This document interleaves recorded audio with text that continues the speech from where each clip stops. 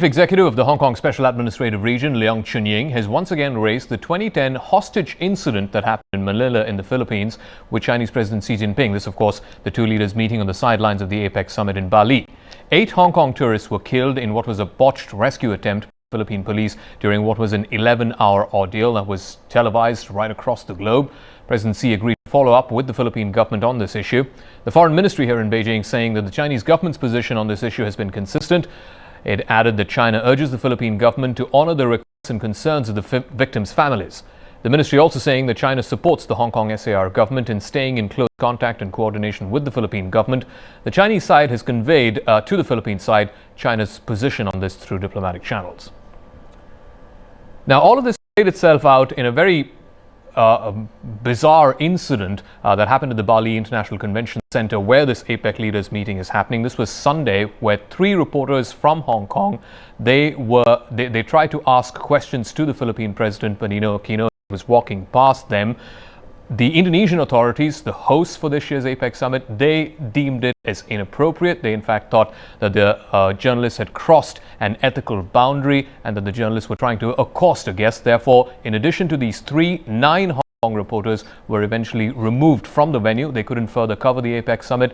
They had their press accreditation removed. So this incident is now flaring up once again, 3 years after that hostage crisis happened in Manila. Let's try and get a sense of how this story is playing out in Hong Kong. This has been a big headline story over the last couple of days. Now, Ju Dan is still with us. She's our correspondent from Hong Kong.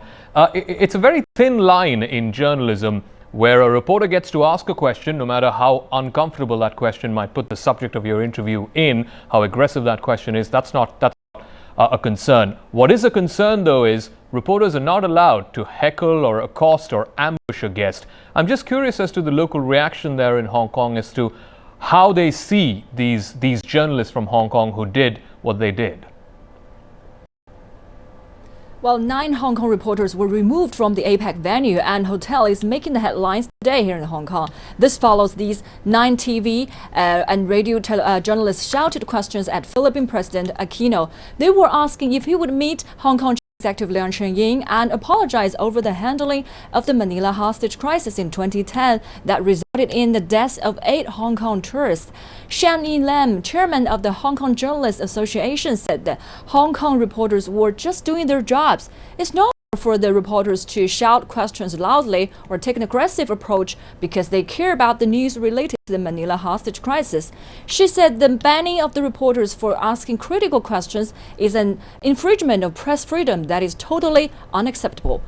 APEC host Indonesia has denied violating press freedom. Indonesia Communications Ministry officials said it's improper for media to act that way, as they didn't talk normally, but they were very demonstrative, like they were protesting. So that's due to security concerns.